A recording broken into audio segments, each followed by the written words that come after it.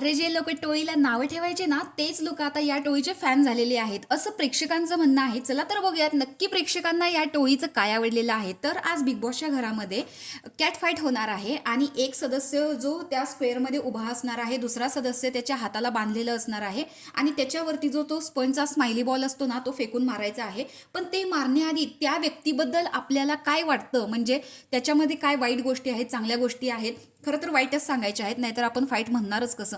तर फाईट्स करण्यासाठी ज्या चांगल्या वाईट गोष्टी असतील त्या सांगायच्या आहेत आणि तो बॉल त्या व्यक्तीवरती फेकून आणायचा आहे. तर इथे नंबर आहे आता प्राजक्ता आणि अनुश्रीचा. आता अनुश्री आणि प्राजक्ता यांच्यामध्ये ते टास्कच्या वेळेसच झालेलं होतं. बावळट वगैरे यांनी एकमेकींना शिव्या दिलेल्या होत्या आणि हाच मागच्या भाऊच्या धक्क्यावरती सुद्धा ही गोष्ट झालेली आहे.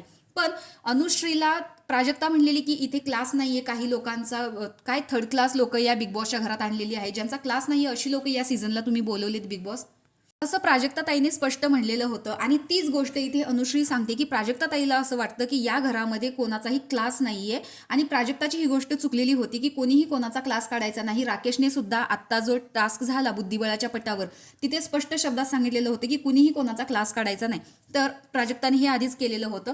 त्यावरती प्राजक्ताचे असे शब्द आहेत की मला तुझ्यासारख्या शिव्या देता येत नाहीत आणि खेळण्याच्या बाबतीत मी तुझ्यासारखी वर्स्ट लेवलला जाऊन नाही खेळत, मी माझ्या ह्याच्यातच खेळते. तर प्रेक्षकांच्या कमेंट्स अशा देखील आहेत की अरे अनुश्री कुठून आले, प्राजक्ता कशाला तिच्या नादाला लागतेस, तिचा क्लास काय आहे, अशा देखील प्रेक्षकांच्या कमेंट्स आहेत.